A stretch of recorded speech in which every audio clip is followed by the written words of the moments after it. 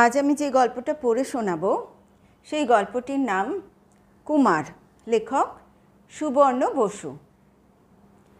গল্প শুরু হচ্ছে জগদ্ধাত্রী পুজোর দিন সকালে। মিত্তির বাড়ির গিন্নি সুখময়ী দেবী ভোরবেলা থেকে পুজো পাঠানোর তোড়জোড় করছেন। পাশের পাড়ায় চাটুজ্যেদের বাড়ি জগদ্ধাত্রী পুজো হয়, বহু বছরের পুরনো পুজো। ওপার বাংলা থেকে চলে আসছে। দেশভাগের সময় সেখানকার ভিটের ঠাকুর দালানের মাটি নিয়ে এসেছিলেন চাটুজ্যেদের পূর্বপুরুষরা। সেখানকার মাটি এখনকার বাড়ির ঠাকুর দালান তৈরির সময় মিশিয়ে দেওয়া হয়েছিল। সেখানেই জগদ্ধাত্রী পুজো হয়। আশপাশে ৩-৪টে পাড়ার প্রায় সব বাড়ি থেকেই লোকজন চাটুজ্যেদের বাড়ি পুজো দিতে আসেন। ভোরে উঠে স্নান সেরে পুজো পাঠানোর বন্দোবস্ত শুরু করেছেন সুখময়ী, কিন্তু পাঠাতে গিয়েই বাধা পেলেন। বড় বউ বাপের বাড়ি, মেজ বউ জোড়া হয়েছেন। এবার কাকে দিয়ে পুজো পাঠাবেন? কাজের লোককে দিয়ে তো আর পুজো পাঠানো যায় না। অগত্যা হাঁক ডাক করে চিলেকোঠা থেকে ডেকে পাঠালেন ছোট ছেলে কুঞ্জকে। সে বেচারা রাত করে ঘুমোয়, বেলা ৮টার আগে সে ওঠে না। ৭টার সময় সে ধরফর করে উঠে নিচে নেমে শুনল তাকে চাটুজ্যেদের বাড়ি পুজো দিতে যেতে হবে। তাই ঘুম ভেঙেও শান্তি নেই। চান করে কাঁচা জামা কাপড় পরে ১৫ মিনিটের মধ্যে তৈরিও হতে হবে, মায়ের হুকুম। সে হাই চাপতে চাপতে দাঁত মেজে বাথরুমের দিকে চলল। বাদ প্রতিবাদ তার ধাতে নেই, কিন্তু চাটুজ্যে বাড়ি শুনে মনটা একটু চিনচিন করে উঠল। ও বাড়ি যেতে তার পাও ওঠে না। এক পুরুষ কণ্ঠের তীব্র বিষোদ্গার কানে ঝনঝন করে ওঠে। ৫ বছর কতটুকুই বা সময়, যে কষ্ট মৃত্যু মানুষের পিছু ছাড়ে না, ৫ বছরে তার একটুও ফিকে হয় কি? কিন্তু উপায় নেই, যেতে হবে। মনের খচখচানি ঝেড়ে তৈরি হয় কুঞ্জ। কি আর হবে, যাবে, গিয়ে পুজোর জিনিসপত্র দেবে আর চলে আসবে। সে একটা জলের দাগের মতো মানুষ, নেই হয়ে বাঁচা সে অভ্যেস করে ফেলেছে অনেক দিন। এই মিত্তির বাড়ির ছোট ছেলে কুঞ্জ এক আশ্চর্য মানুষ। ওরকম সুন্দর সুপুরুষ অথচ মুখচোরা একা বোকা লোক এলাকায় আর দ্বিতীয়টি নেই। ভালো নাম কুমারজিৎ।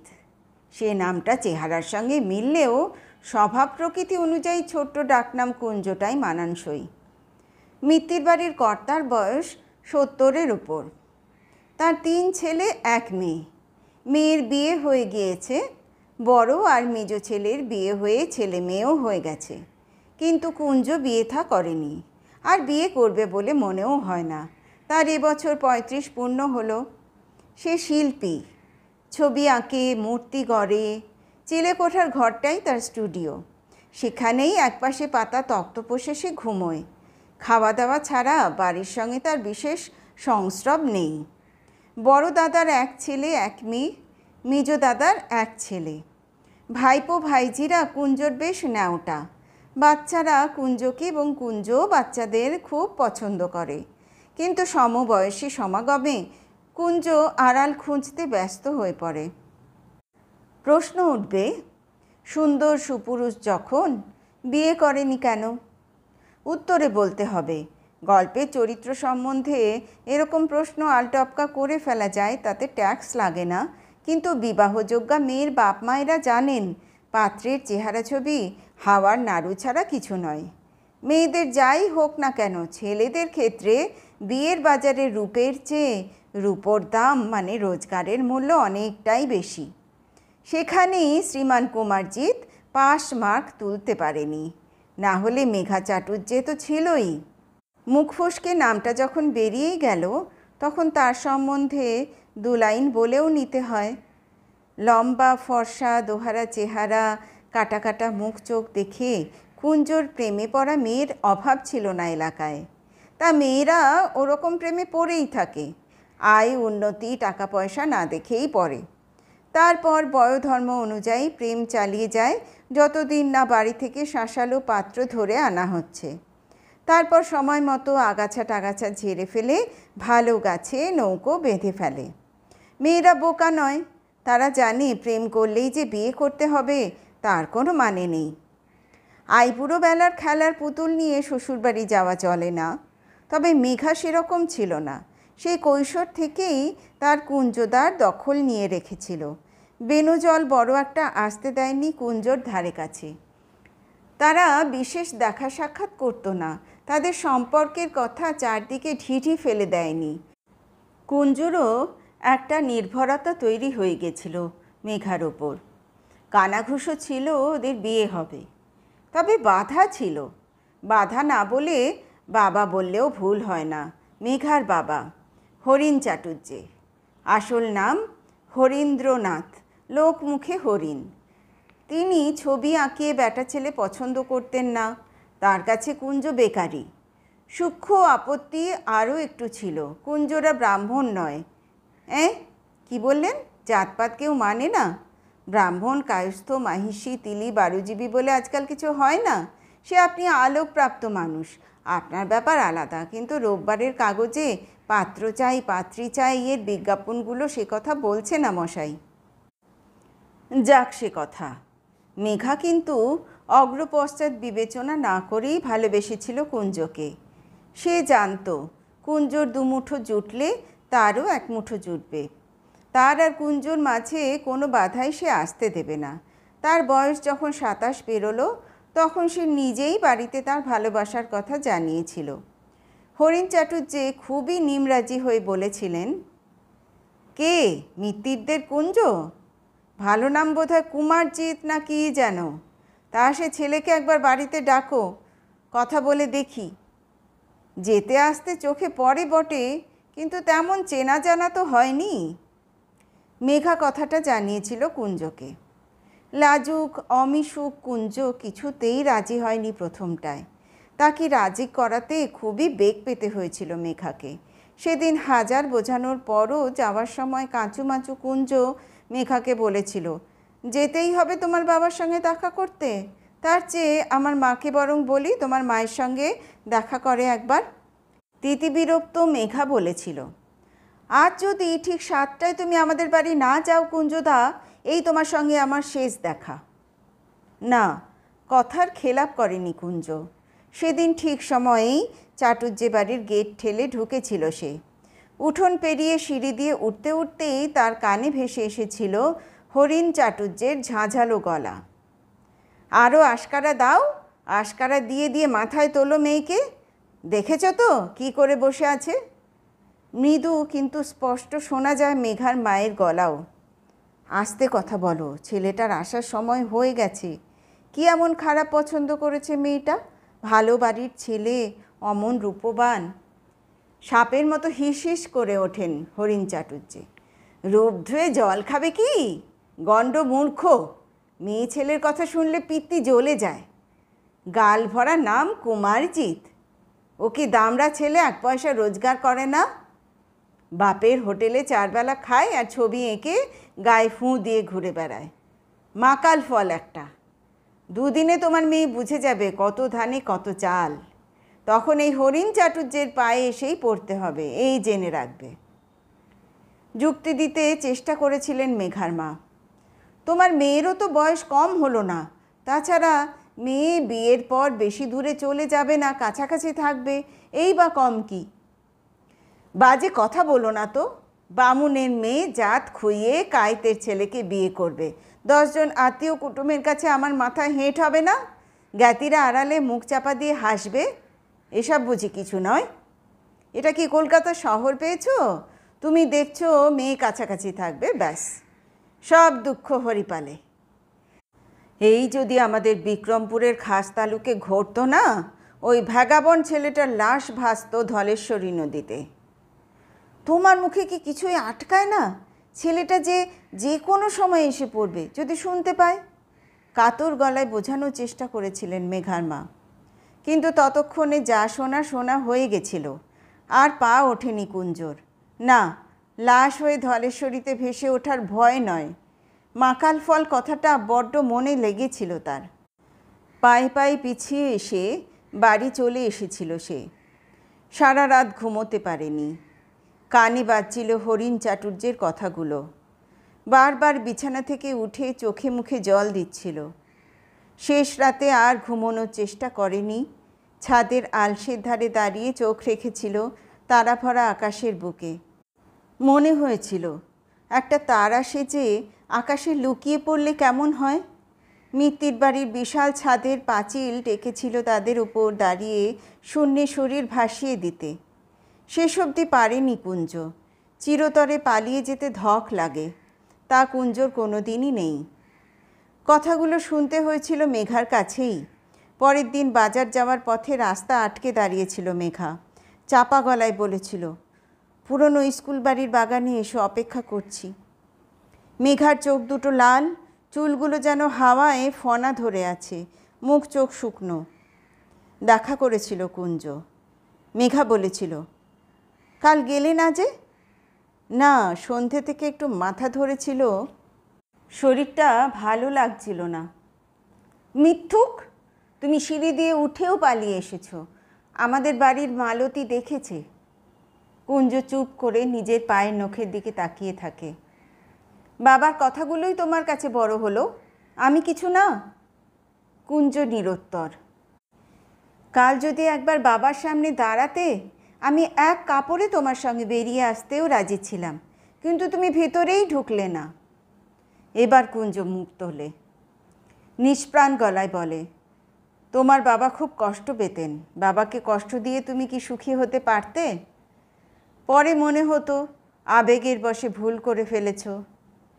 কেঁদে ফেলেছিল মেঘা, বলেছিল, আমারই ভুল কুঞ্জদা, আমারই ভুল। আমার বোঝা উচিত ছিল যাকে তাকে রাজার পাট দেওয়া যায় না। হয়তো আমার ভালোবাসাতেই কিছু খামতি আছে। ভালো থেকো কুঞ্জদা, আমি আর তোমাকে কোনো দিন বিরক্ত করব না বলে কাঁদতে কাঁদতে চলে গেছিল সেখান থেকে। সেই বছরেই অগ্রহায়ণে বিয়ে হয়ে গেছিল মেঘার। পাত্র সরকারি ইঞ্জিনিয়ার, কুলীন ব্রাহ্মণ। ছোট এলাকায় সবাই সবার খবর জানে, জানতে না চাইলেও জেনে ফেলা যায়। হাটে বাজারে পাড়ার রকে গুঞ্জন ওঠে, সেখান থেকেই কানে আসে। সেভাবেই কুঞ্জ জানে যে এবছরই বৈশাখে মা হয়েছে মেঘা। আর জগদ্ধাত্রী পুজোয় পুজোর ঝুড়ি নিয়ে যাওয়ার জন্য তৈরি হতে হতে কুঞ্জর মনে হলো, এবছর বাপের বাড়ির পুজোয় মেঘা নিশ্চয়ই তার শিশুপুত্রটিকে নিয়ে আসবে। তার সঙ্গে দেখা হবে কি? কে জানে। সে শুধু জানে সে একটা নেই হয়ে যাওয়া মানুষ। একটা বেতের ঝুড়িতে 5 রকম ফল, মিষ্টির বাক্স, ধূপের প্যাকেট, একটা ঘি ভর্তি মাটির প্রদীপ, একটা মোটা জবার গোড়ের মালা, একটা তাঁতের শাড়ি ও 101 টাকা দক্ষিণা নিয়ে কুমারজির যখন চাটুজ্জে বাড়ি ঢুকলো, তখন 8টা বাজতে মিনিট 10 বাকি। সেখানে তখন গমগমে পরিবেশ। হাঁক ডাক, পুজোর জোগাড় যন্ত্র চলছে, ধূপ ধুনো গুগ্গুলের গন্ধে চারদিক ম ম। একজন লাল কাপড় পরা ছোকরা পুরুত একধারে বসে বিরক্তিকর ঘ্যান ঘ্যানে গলায় কিছু একটা পড়ে চলেছে। পড়ার কথা চণ্ডী, কিন্তু ঠাকুরমশাইয়ের পাঠ শুনে তা বোঝার উপায় নেই। সে করে যা পড়ছে তা চণ্ডী, গীতা, বেদ, উপনিষদ, রামায়ণ, মহাভারত, আবোল তাবোল, হজবরল, যা খুশি হতে পারে। দেখলেই মনে হয় হারামজাদা রকে বসে বিড়ি ফুঁকছিল, তাকে চড়চাপাটি মেরে ধরে আনা হয়েছে কার্যোদ্ধারের জন্য। পৈতের মহিমাই আলাদা। প্রধান পুরুত অতটা গয়ঙ্গচ্ছ নন। তার মন্ত্রপাঠ তাও বোঝা যাচ্ছে। তিনি বেশ আবেগ দিয়ে গলা কাঁপিয়ে পুজো করছেন। চারধারে বাড়ির মেয়ে বউরা বসে আছে, বেশিরভাগের লাল কিংবা লাল পেরে অফ হোয়াইট শাড়ি। ঠাকুর দালানের নিচটায় বাড়ির কয়েকজন পুরুষ মানুষ ছড়িয়ে ছিটিয়ে বসে আছেন। হরিণ চাটুজ্জেও আছেন কি কে জানে। কুঞ্জ সবাইকে দেখল না, তার সবাইকে দেখতে ভালো লাগে না। সে আজকাল সব কিছু থেকে চোখ প্রত্যাহার করে নেওয়া অভ্যেস করেছে। কুঞ্জ এক মনে ঠাকুর দালানের উপরকার পুজোটাকে শিল্পীর চোখে দেখে। সমস্ত রঙের মাঝে দেবী জগদ্ধাত্রী, সিংহ স্কন্ধাধীরুরা, চতুর্ভুজা, নাগযজ্ঞোপবীতিনী, আয়তনয়না, স্মিতহাস্যময়ী। লাল রং আর সোনালি পাড়ের বেনারসি, তার উপর রূপলি জরির আনারসি সাজ। গলায় হলুদ, কমলা গাঁদা, লাল জবা, সাদা অপরাজিতা আর সবুজ বিল্বপত্রের মালা। দেখে বড় ভালো লাগে কুঞ্জর। মন থেকে হাত দুটো জোর হয়ে আসতে চায়, কিন্তু হাতে ধরা বড় বেতের ঝুড়িটার জন্য আটকে যায়। ততক্ষণে তাকে দেখেছেন চাটুজ্জে গিন্নি, বাকিরাও। রোদে রাঙা উঠোন পেরিয়ে কুঞ্জর মতো একজন কান্তিমান পুরুষ হেঁটে আসছে, কেউ দেখবে না তা কি হয়? চাটুজ্জে গিন্নি ব্যস্ততার ভাব দেখিয়ে ঠাকুর দালান থেকে চেঁচিয়ে বললেন, আয় মণি, কুঞ্জর হাত থেকে ঝুড়িটা নিয়ে আয় না। মণি এলো, সঙ্গে আরও চুনি পান্নাও ছুটে এলো। সব মেঘারি খুঁড়তুতো বোন, সবাই মুখ চেনা। কুঞ্জর হাত থেকে ঝুড়ি সবাই নিতে চায়। মেয়েদের দোষ নেই। কুমারজিৎ মিত্রকে দেখে 35 মনে হয় না। সে বিয়ে করতে চাইলে আজও ইচ্ছুক পাত্রীর অভাব হবে না। মেয়েরাই ধরাধরি করে ঝুড়িটা নিয়ে গেল। হাত খালি হতে খেয়াল হলো কাছাকাছি দাঁড়িয়ে থাকা একটি মেয়ের হাতে তোয়ালে মোড়া একটা ছোট্ট বাচ্চা, ভারী মিষ্টি, টুকটুকে ফর্সা, গোল গোল হাত পা, পুতি পুতি ঝকঝকে চোখে সেও কুঞ্জকেই দেখছে। কুঞ্জ একটু হাসল। কী কাণ্ড! বাচ্চাটাও দাঁতবিহীন মারি বের করে চোখ কুঁচকে তাকে হাসি ফেরত দিল। কুঞ্জ বাচ্চা খুবই ভালোবাসে। অভ্যেস বসে সে হাত বাড়ালো বাচ্চাটার দিকে। বাচ্চাটাও কেমন 2 হাত বাড়িয়ে ছটফট করে উঠল। খুব সাবধানে কুঞ্জ তাকে কোলে নিল। নানা মুখভঙ্গি করে বাচ্চাটাকে আদর জানালো। কানে এলো যে মেয়েটির কোলে বাচ্চাটি ছিল সে বলছে, সবার কাছে যায় না, কেউ কোলে নিতে চাইলে কাঁদে। তোমায় বোধহয় চেনা লেগেছে, মেঘাদির ছেলে। অজান্তেই একটা দীর্ঘশ্বাস বেরিয়ে এলো কুঞ্জর বুক থেকে। সে বাচ্চাটাকে কোলে নিয়ে আদর করতে করতে অস্ফুটে বলে, লক্ষ্মী বাবু, সোনা বাবু, আমি তোমার একটা মামু হই। মেঘা যে কখন বেড়াল পায়ে পাশে এসে দাঁড়িয়েছে, বাচ্চাটাকে আদর করতে মশগুল কুঞ্জর তা খেয়াল হয়নি। চমক ভাঙল মেঘার চাপা গলায় হিসহিসে একটা মন্তব্য শুনে, কাপুরুষ কোথাকার, তোমার সাহস থাকলে তুমি এর মামা নয়, বাবা হতে। ডায়ালগটা নতুন কিছু নয়, বহু বিবাহিতা মেয়েই তার সন্তানকে টেনে পুরনো প্রেমিককে কথাটা বলে। অনেক সময় সেই পুরনো ব্যর্থ প্রেমিকের বন্ধু বান্ধবরাও এমন কথা বলে তাকে আওয়াজ দেয়, কিন্তু এমন খোঁটা আজ কুঞ্জকে স্পর্শ করল না। সে মুগ্ধ হয়ে মেঘার শিশুপুত্রটিকে দেখেই গেল, অপলক মুগ্ধতায়। আলতো করে নাক ছোঁয়ালো তার গালে। বেবি ক্রিম, বেবি পাউডারের এক আশ্চর্য মায়াময় গন্ধে তার হৃদয়ে কানায় কানায় ভরে গেল। কোনো অপূর্ণতার বোধই যেন তার রইল না। খানিক পরে বাচ্চাটার খাওয়ার সময় হয়েছে বলে মেঘা বাচ্চাটাকে নিয়ে চলে গেল। ওদিকে পুজোরও এখন একটু বিরতি। সপ্তমীর পুজো শেষ হয়েছে, অষ্টমী পুজোর জোগাড় চলছে। চাটুজ্জে গিন্নি উঠে এসেছেন কুঞ্জর কাছে। মা এলেন না কুঞ্জ? আসবেন একটু বেলার দিকে, সকালে একটু কাজ পড়ে গেছিল। আচ্ছা আচ্ছা, বাড়ির সবাইকে নিয়ে রাত্রিরে এসো, কিন্তু প্রসাদ খেয়ে যেও। এরকমই 2-4টে গতানুগতিক কথা পেরিয়ে ফেরে কুঞ্জ। উঠোন পেরিয়ে সদরের কাছে এসেও কি যেন এক টানে পিছন ফেরে। চাটুজ্জে বাড়ির ভিতর তাকায়, যদি আরেকবার দেখা যায় ছোট্টটাকে। না, দেখা গেল না। বাড়ি ফিরেও তার ছটফটানি গেল না। বাচ্চাটা যেন তাকে জাদু করেছে। বারবার বাচ্চাটাকে দেখতে ইচ্ছে করছে, তার গাল শুঁকতে ইচ্ছে করছে, আদর করতে ইচ্ছে করছে। জোর করে ছবি আঁকা, বই পড়া, মোবাইলে সিনেমা দেখায় মন বসাতে চাইল, কিন্তু বেশিক্ষণ কোনো কাজই ভালো লাগলো না। চাটুজ্জেদের বাড়ির জগদ্ধাত্রী পুজোয় এলাকার প্রায় সবারই নেমন্তন্ন থাকে। রাত্রিরে উঠোনে শামিয়ানা টাঙিয়ে তার তলায় টানা টেবিল বেঞ্চি পেতে খাওয়ানো হয়। গাওয়া ঘিয়ের গন্ধওয়ালা খিচুড়ি, বেগুনি, আলুর দম, ছানার ডালনা, পায়েস, চাটনি, পাঁপড়, বোঁদে, রসগোল্লা। অনেকেই যায়, অনেকে যায়ও না। যারা যায় না তাদের মধ্যে মিত্তিররাও পড়ে।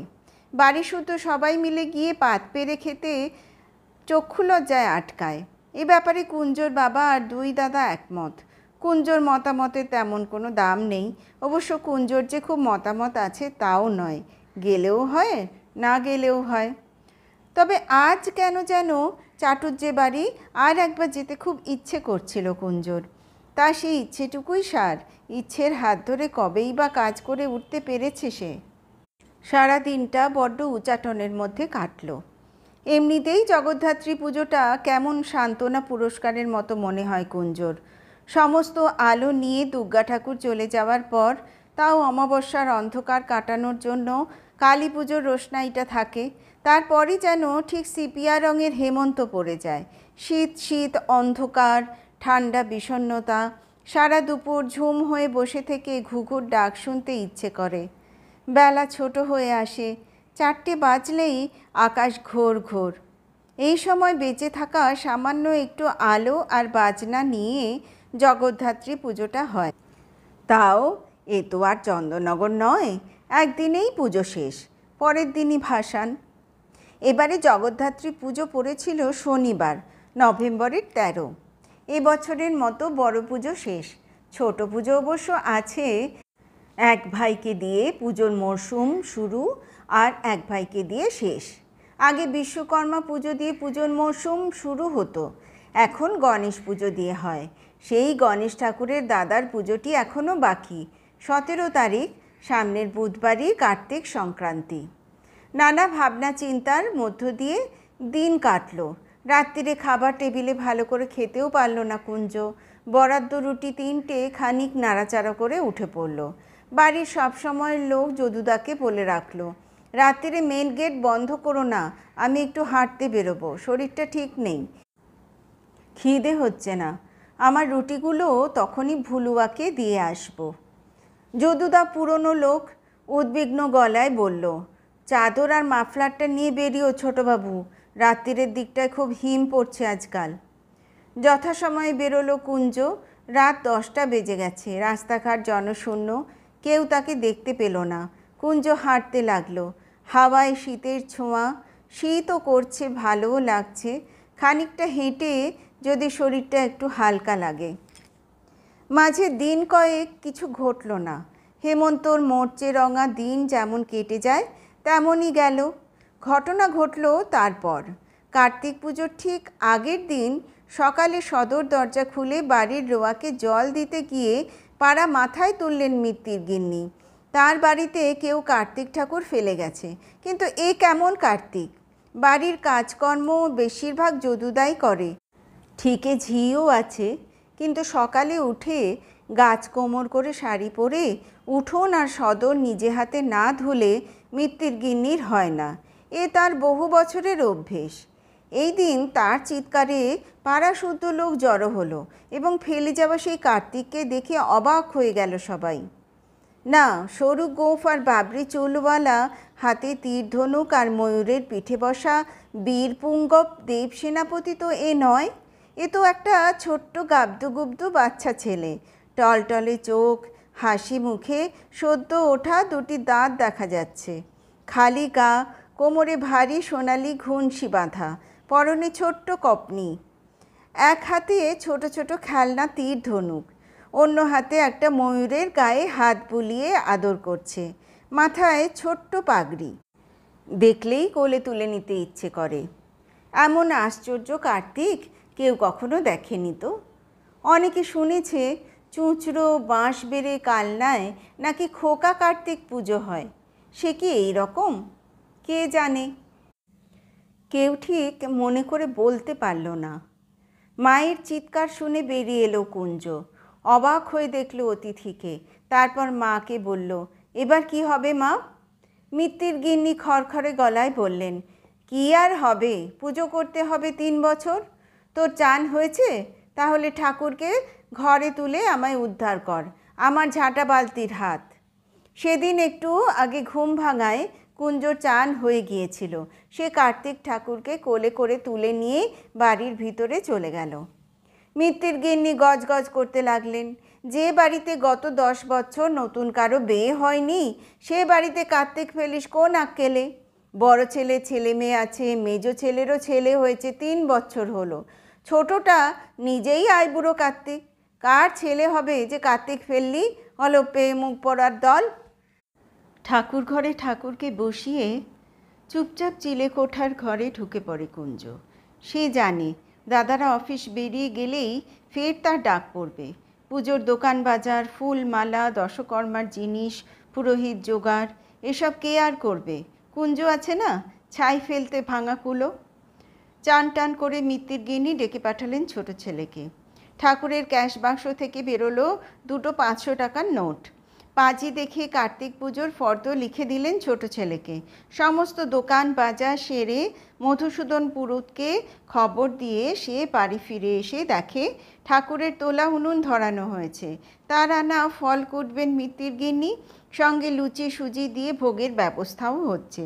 মিত্তির গিন্নি যতই চটুন, পুজো আচ্চার ব্যাপারে তিনি পান থেকে চুন খসতে দেবেন না। বেশ জমিয়েই পুজো হলো। পাড়ার বাড়ি বাড়ি ফল মিষ্টি লুচি সুজির ভোগও বিতরণ হলো। লোকজন হাসি ঠাট্টা করলো বটে, তবে প্রসাদ বেশ তৃপ্তি করেই খেলো। কেউ তেমন খেয়াল না করলেও রহস্য থেকে গেল একটু। এই ধরনের ঘটনায় কার্তিক যারা ফেলে তারা এসে সে কথা স্বীকার করে মূর্তির দামটি পকেটস্থ করে যায়। এক্ষেত্রে কেউই সেরকম দাবি করতে এলো না। পকেট থেকে আরও টাকা পয়সা না বেরোলে তো কারো আপত্তির কিছু নেই, ফলে ঘটনাটা ধামাচাপা পড়ে গেল। কার্তিক পুজোর রাত্রিরে যখন মিত্তির বাড়ির সবাই ঘুমে অচৈতন্য, ঠাকুর ঘরের দরজা খোলার মৃদু শব্দ হলো, সামান্য খুট করে আওয়াজ। দিন 7 আগে ঠিক এরকমভাবেই মধ্যরাতে মৃদু টোকা পড়েছিল রাখাল কুমোরের ঘরে। রাখাল কুমোর তখন সারাদিনের কাজকর্মের পর খাওয়া দাওয়া সেরে শোয়ার তোড়জোড় করছে। সে রাত অবধি জেগে কাজ করে, শুতে দেরি হয়। মধ্যরাতে আসা আগন্তুকের সে তথ্য অজানা নয়। প্রৌঢ় রাখাল ভাবে, এত রাতে আবার কে এলো? সে গলা খাঁকারে দিয়ে সাড়া দেয়, কে? চাপা গলায় উত্তর আসে, দরজা খোলো, চোর ডাকাত নই। চোর ডাকাত নেবে এমন কিছু তার ঘরে আজ নেইও। গতকালই জগদ্ধাত্রী ঠাকুর বিক্রির কাঁচা টাকা ব্যাংকে জমা করে দিয়েছে রাখাল। সে উঠে গিয়ে দরজা খুলল। রাস্তার লাইট পোস্টের আলোর উল্টো দিকে দাঁড়িয়ে থাকায় আগন্তুকের মুখ দেখা গেল না। সে দরজার পিছনে হাত বাড়িয়ে সদরের উপরকার ল্যাম্পটা জ্বালল। আগন্তুককে চিনতে পারল সে। এমন সুন্দর মুখ এ তল্লাটে খুব বেশি ছেলের নেই। মিত্তির বাড়ির ছোট ছেলে কুমারজিৎ, সবাই কুঞ্জ বলে ডাকে। মাঝে মাঝেই তার কাছে মূর্তি তৈরির কায়দা কানুন শিখতে আসতো, তবে এবার এলো বহুদিন পরে। সে দরজা ছেড়ে সরে দাঁড়ালো। ঘরে ঢুকে এলো কুঞ্জ। কি ব্যাপার কুঞ্জ দাদা, এতদিন পর, এত রাতে? ফিসফিস করে কুঞ্জ বলেছিল, দরকার আছে তোমার কাছে, এখন টানা কয়েকদিন আসবো এরকমই রাত্রিরে। তোমার উঠোনে বসে একটা মূর্তি তৈরি করব। খড় মাটি কাঠামো আর যা যা দরকার তুমি ব্যবস্থা করে রাখবে, আমি করব, কিন্তু কাকপক্ষীতেও যেন টের না পায়। পরের দিন থেকে শুরু হয়েছিল কুঞ্জর নৈশাহারের পর হাঁটতে বেরোনো এবং রাখাল কুমোরের বাড়ি এসে রাত জেগে কয়েক ঘন্টা করে কাজ করে যাওয়া। রাখাল কুমোর মাঝে মাঝে দাঁড়িয়ে তার নির্মাণ দেখত, টুকটাক প্রশ্নও করত। প্রথমে তার মনে হয়েছিল গোপাল ঠাকুর তৈরি করছে কুঞ্জ, কিন্তু গায়ের গৌরবর্ণ, ছোট্ট তীর ধনুক আর ময়ূর তৈরি হওয়ার পর রাখালের কাছে ব্যাপারটা পরিষ্কার হয়। সে বলেছিল, কালনা না চুঁচুড়ায় খোকা কার্তিক পুজো হয় শুনেছি, এই যেন ঠিক তেমন ধারা জিনিস বানালে গো কুঞ্জ দাদা। কার্তিক সংক্রান্তির ঠিক 2 দিন আগে নির্মাণ সম্পূর্ণ হয়েছিল কুঞ্জর।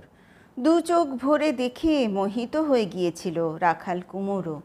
সে বলেছিল, জাত কুমোরের কান কাটতে পারো তুমি কুঞ্জ দাদা, তোমার হাতে অদ্ভুত মায়া আছে, চোখ ফেরানো যায় না।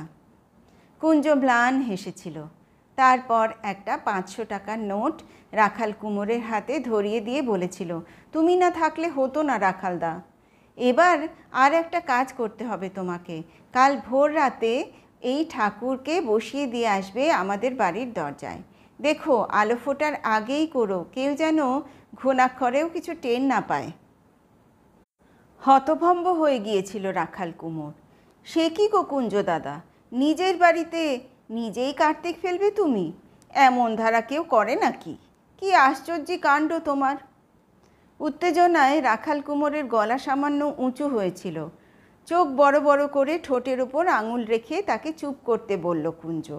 তারপর বলল, উপায় নেই গো, নিজে হাতে করে কার্তিক ঠাকুর নিয়ে বাড়ি ঢুকলে হাজারো টিটকিরি শুনতে হবে, এছাড়া উপায় নেই। এতটা করলে এই উপকারটুকুও আমার করে দাও রাখালদা। রাজি হয়েছিল রাখাল কুমোর।